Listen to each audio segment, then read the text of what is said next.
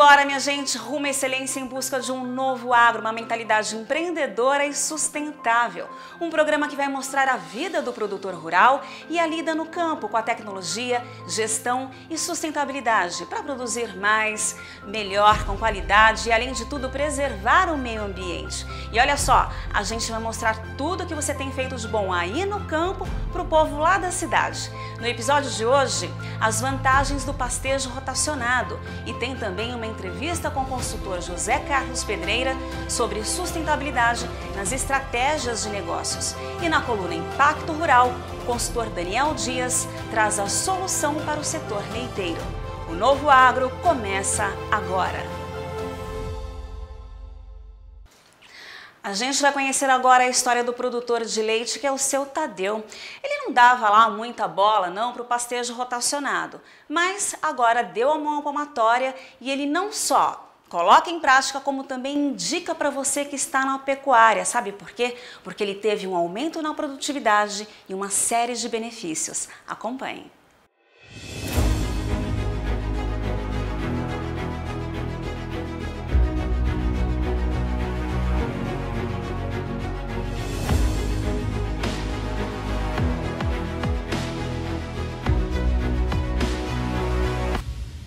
Que é uma excelente coisa, entendeu? É uma coisa que vai ajudar muito, né, diante da pecuária leiteira ou até corte também.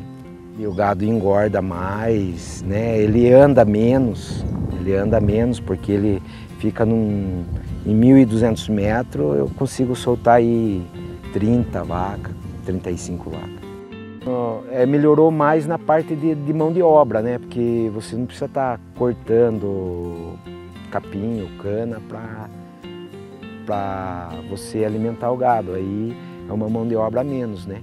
Apesar que o gado entrou no piquete e tem que aduba, estando tempo úmido ou chovido um dia antes, um dia depois, você aduba, vai adubando. Às vezes fica 4, 5 piquetes sem adubar. Deu uma chuva, vai e aduba. Eu acabei diminuindo o que era de braquiara e aumentando a quantia de gado na mombaça. Na verdade, a mombaça ela tem mais explosão, né? Ela cresce mais rápido e o valor de proteína dela é maior que a braquiara. Tanto é que quando sai da mombaça, quando para a chuva, que você é obrigado a parar de soltar na mombaça porque ela não chegou no tamanho correto, a gente solta na braquiara, tem uma queda de leite, uma redução na produção. E depois, quando ele vai enfraquecendo na boca do inverno, né, que vai vindo estiagem, daí a gente usa a cana.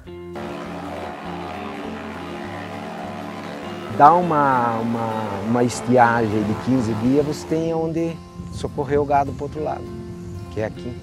Põe a cana, a ureia, mistura e a ração.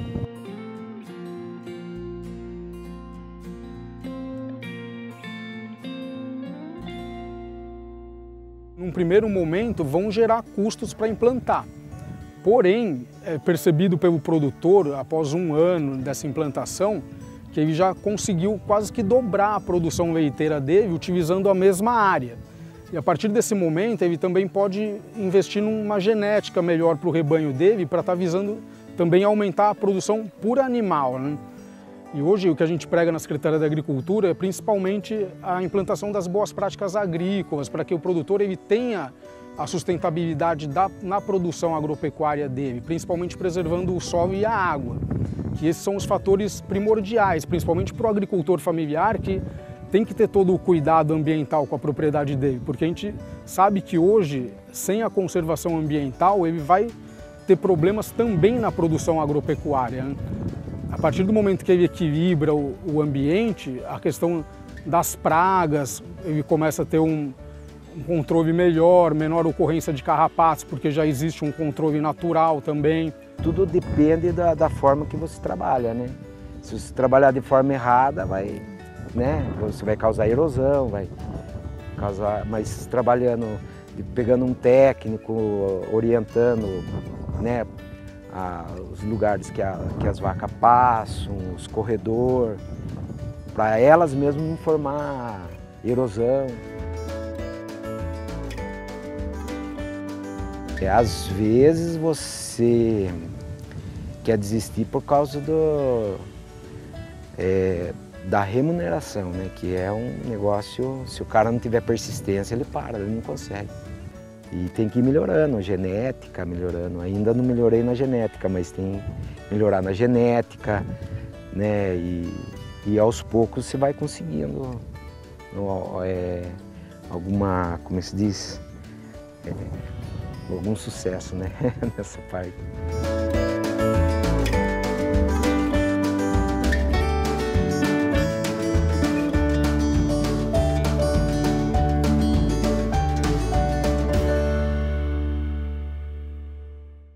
E o seu Tadeu volta na próxima semana para contar pra gente como foi juntar pecuária e floresta plantando eucalipto na fazenda dele. E ó, não sai daí não que a gente tem no próximo bloco a coluna Impacto Rural sobre a solução do setor leiteiro. Até já!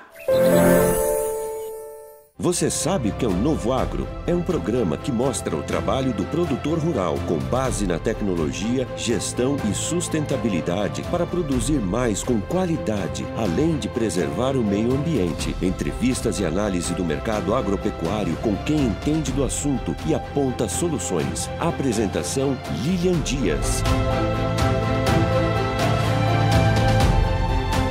Novo Agro, empreendedorismo e sustentabilidade. De volta com o Novo Agro e a gente vai direto para a coluna Impacto Rural com o consultor Daniel Dias sobre o mercado leiteiro. Olá, Daniel, já não é mais novidade para ninguém que os números da produção de leite no Brasil não têm sido nada sustentáveis. Pelo contrário, vem caindo ano a ano.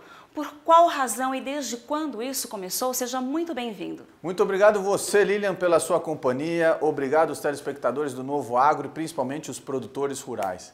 Infelizmente, Lilian, o que responde à sua pergunta é uma palavra que ninguém mais aguenta ouvir, que é crise. Infelizmente, a crise econômica que o Brasil mergulhou está acabando com o nosso mercado de leite, mas existem soluções e nós vamos apontar algumas delas. Esses primeiros números que eu trouxe aqui, que são estatísticas aferidas, estão mostrando assim uma questão que é fundamental para a gente entender o que está passando.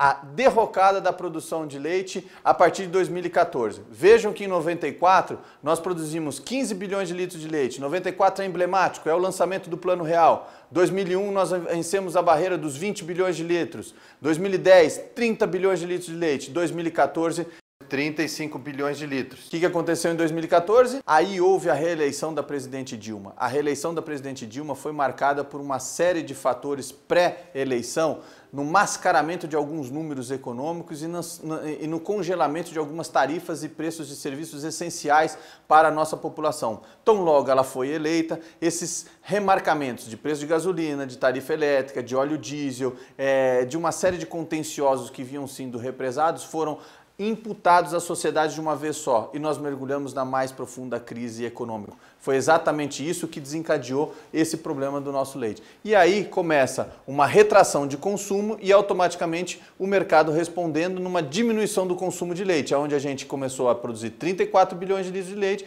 e passamos a produzir 33 bilhões de litros de leite em 2017.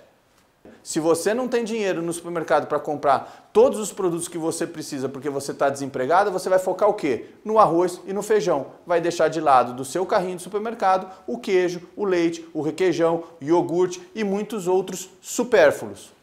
Daniel, até compreendo o cenário que você mostrou aqui pra gente, mas o produtor de leite não vai abandonar a atividade, até porque produzir é uma vocação dele.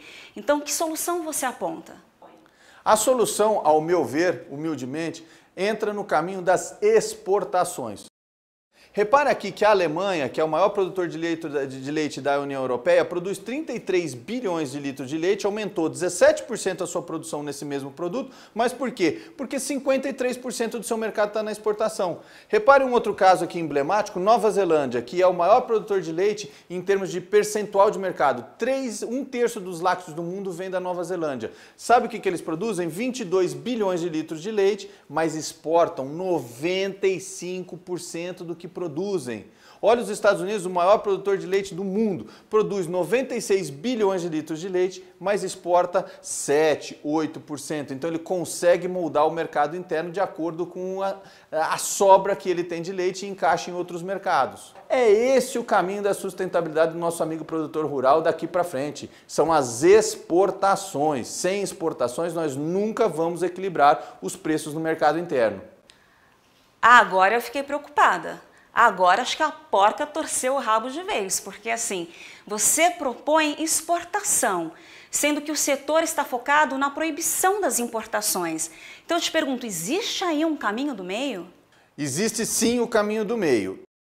Eu trouxe aqui alguns caminhos que eu acho fundamentais. Repare aqui que a China, que tem a maior população do mundo, produz 37 bilhões de litros de leite e importa outros 16%, ou seja, praticamente 5 bilhões de litros de leite. Por que a gente não vende para a China? Porque a gente não tem cativado esse mercado. Veja a Rússia, que fez todo um manejamento da sua pecuária, diminuiu 40% do rebanho, aumentou 60% da produtividade, mas não consegue produzir mais do que 30 bilhões de litros de leite e tem que importar outros 16%, ou seja, mais 5 bilhões de litros. Só China e Rússia são 10 bilhões de litros por ano que eles importam. Por que o Brasil não está vendendo esse excedente? Índia, que produz 66 bilhões de litros de leite, mas tem 80% do seu rebanho na informalidade. As vacas são ordenhadas na rua, dão 3 litros de leite, mas mesmo assim ela consegue mercados como Paquistão, Bangladesh, Emirados Árabes, Afeganistão e Butão. Por que o Brasil, com a sua qualidade, com a sua pujança do seu produtor, não vende esse litro de leite nesses mesmos...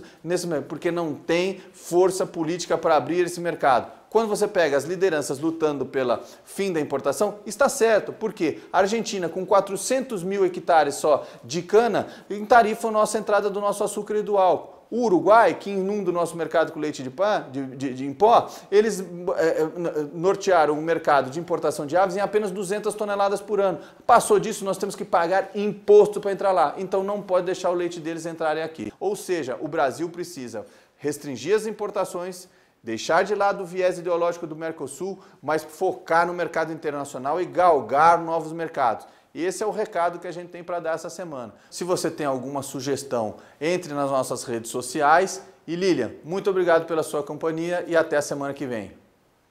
Obrigada, Daniel. Até a próxima semana. E no próximo bloco a gente tem uma entrevista sobre a sustentabilidade nas estratégias de negócios. Até já. Você sabe o que é o Novo Agro? É um programa que mostra o trabalho do produtor rural com base na tecnologia, gestão e sustentabilidade para produzir mais com qualidade, além de preservar o meio ambiente. Entrevistas e análise do mercado agropecuário com quem entende do assunto e aponta soluções. Apresentação: Lilian Dias. Novo Agro, empreendedorismo e sustentabilidade.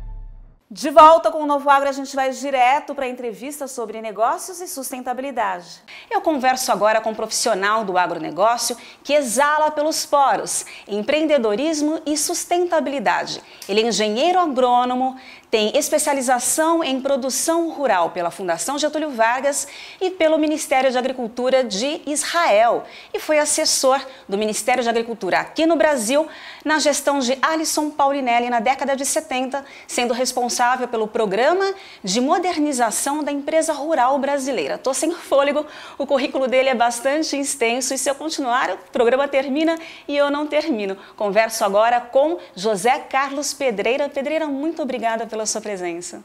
Prazer é meu, Lilian, estar aqui com vocês, mais uma vez conversando um pouco sobre sustentabilidade do agro.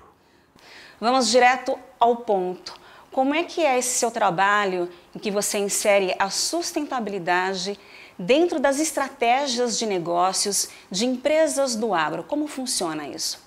Pois é, Lilian, o reconhecimento de que sustentabilidade, a dimensão social e ambiental podem ser acolhidas de uma maneira inteligente, numa perspectiva de estratégia de negócio, essa percepção e essa convicção me fizeram, então, como um engenheiro agrônomo com especialização em administração rural, me fizeram, então, me dedicar a ajudar organizações do agro a inserir na estratégia de negócio delas as dimensões ambiental e social, numa perspectiva de geração de valor, numa perspectiva de geração de vantagem competitiva. Eu costumo dizer sempre, Lilian, é tirar a sustentabilidade da coluna do passivo e levar a sustentabilidade para a coluna do ativo.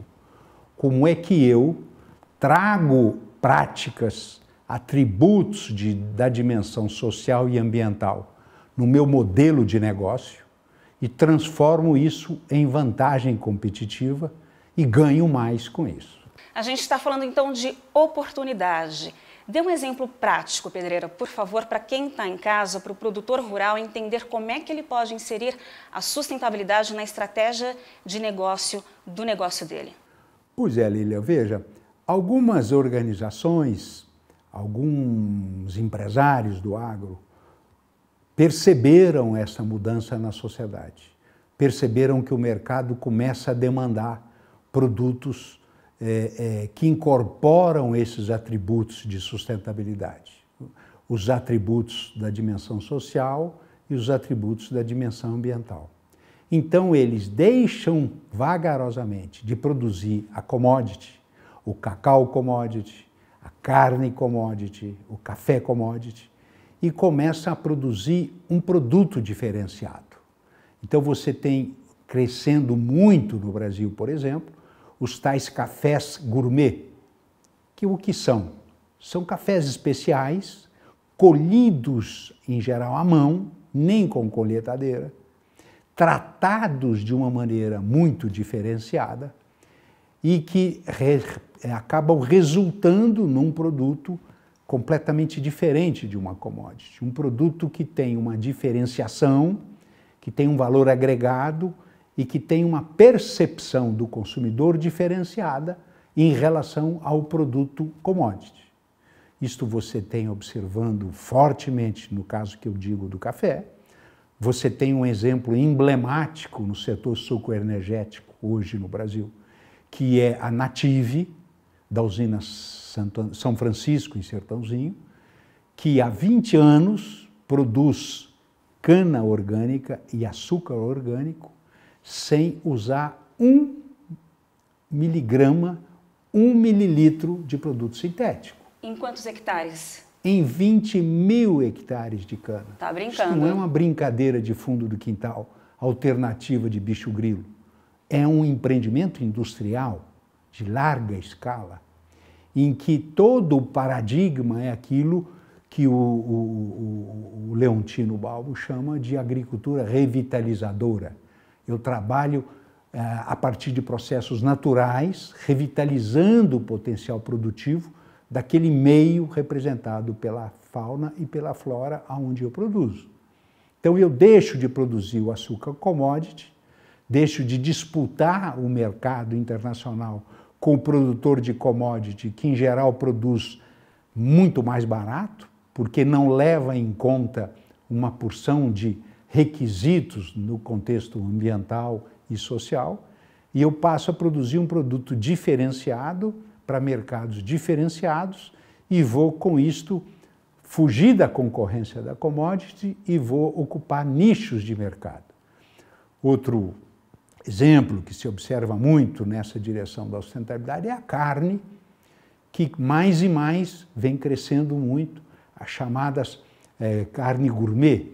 O que é a carne gourmet? São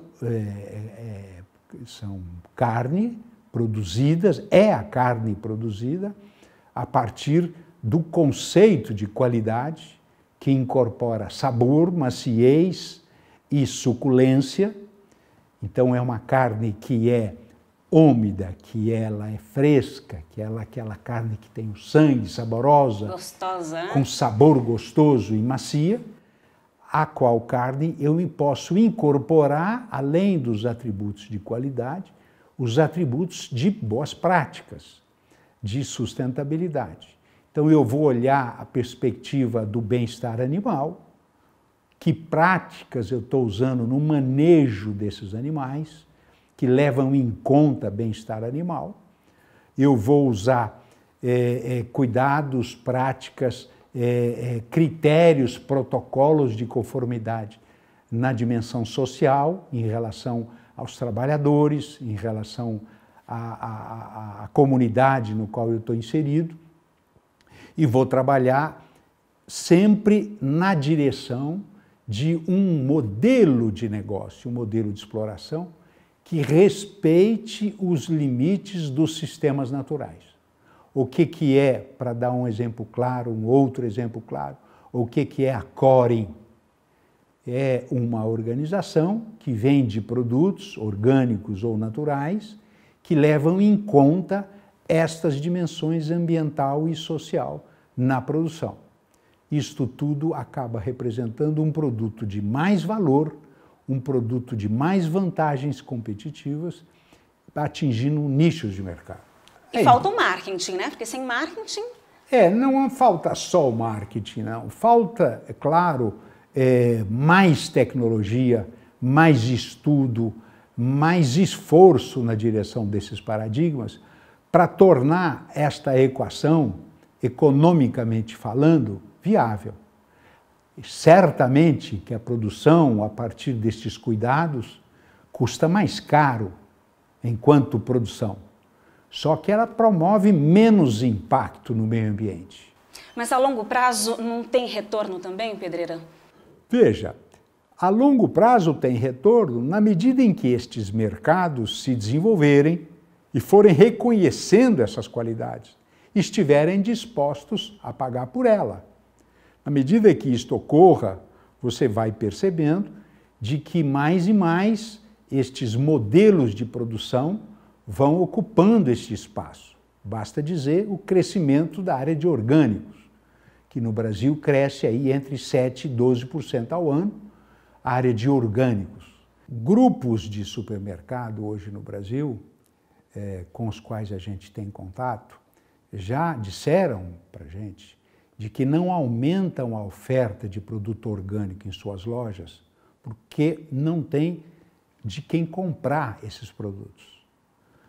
Lembrando de que não basta entregar uma vez, o produtor ir lá e entregar uma belíssima cenoura orgânica ou uma belíssima manga orgânica. Você tem que entregar toda semana aquele mesmo padrão de qualidade, naquela mesma quantidade. Isto demanda uma organização do setor de orgânico que é preciso ser atendida para atender a demanda do supermercado. O que eles dizem é o seguinte: eu tenho hoje mercado para isso. Eu tenho mercado para crescer muito mais do que eu cresço. Eu só não tenho de quem comprar para poder oferecer o produto. Olha só, então você que é produtor rural, ou seja, você tem aí um nicho de mercado que são os orgânicos. Mas aí a gente cai naquela equação de que não é barato produzir orgânicos, né? Tem os seus custos. A gente também não pode demonizar a agricultura convencional, porque é isso que vem alimentando todo mundo e o Brasil é considerado o celeiro do mundo. Como é que a gente resolve essa equação de não deixar os orgânicos para lá e fazer com que haja um crescimento paralelo, ou seja, temos lá a produção convencional e temos que caminhar juntamente com a produção de orgânicos. Como é que a gente equaciona isso, Pedreira? Pois é, você tocou no ponto fundamental. Primeira coisa para equacionar isso é não demonizar o que está aí, é não demonizar a agricultura convencional, que fez um milagre, não é? Há 60 anos atrás, nós importávamos absolutamente tudo, a começar de trator. E durante esses 60 anos nós fizemos uma revolução na agricultura tropical. E o Brasil hoje é a maior liderança do mundo, o segundo maior produtor e a liderança tropical, de agricultura tropical. Essa transformação do agro brasileiro, que foi capaz de aumentar a produtividade em 4,5% ao ano durante os últimos 40 anos, aumentando a área em 1% ao ano, dá uma ideia do quanto nós avançamos em produtividade e que não foi necessário aumentar a área. Então, a primeira coisa é reconhecer os ganhos e os avanços desse agronegócio convencional, sem o que nós não estaríamos alimentando os brasileiros e o mundo. Ao lado disso, é preciso desenvolver outros modelos de produção na agricultura que incorporem estas preocupações com os limites dos sistemas naturais. Estamos falando de ILPF, Integração Lavoura e Pecuária Floresta, e que tem crescido muito no Brasil. Para você ter uma ideia, só a integração lavoura e pecuária, ILP, nós temos hoje no Brasil 12 milhões de hectares, entre pastagem e agricultura conduzidas simultaneamente na mesma área. Isto tudo caminha na direção desses novos paradigmas. Eu integro numa mesma área agricultura e pecuária e, num segundo momento, eu trago inclusive o componente florestal. O plantio direto na palha é um exemplo concreto que nós estamos fazendo hoje no Brasil. Para você ter uma ideia, uma ordem de grandeza, o que representa hoje o sequestro de carbono no solo, carbono retido no solo, porque eu não aro, porque eu estou trabalhando na palhada, estou plantando na palhada, a quantidade de carbono retido no solo hoje, nas áreas de plantio direto hoje no Brasil, representam mais sequestrado, aprisionado no solo, do que as emissões de combustíveis fósseis de todo o sistema Petrobras. E assegurar, né, Lilian, aquilo que em sustentabilidade, senhores, é fundamental. O que é a sustentabilidade? É a produção para sempre, para todos. Se eu não estou produzindo com um modelo que me permita produzir para sempre, e se o que eu estou produzindo não é para todos, não é sustentável. Excelente. Pedreira, muito obrigada, mas antes deixe seus contatos, telefone, site. O meu contato é hecta de hectare, hecta.sp@gmail.com e o meu telefone é 11 3021 0149. Muito obrigada e que aos pouquinhos a gente continue fazendo a nossa lição de casa e levando essa mensagem de um agronegócio cada vez mais sustentável. Muito obrigada. O Novo Agro fica por aqui, mas você continua com a gente no YouTube, no Facebook e no Instagram. A gente volta na próxima semana com muito mais conhecimento, porque só o conhecimento transforma. Um excelente dia e um abraço para você.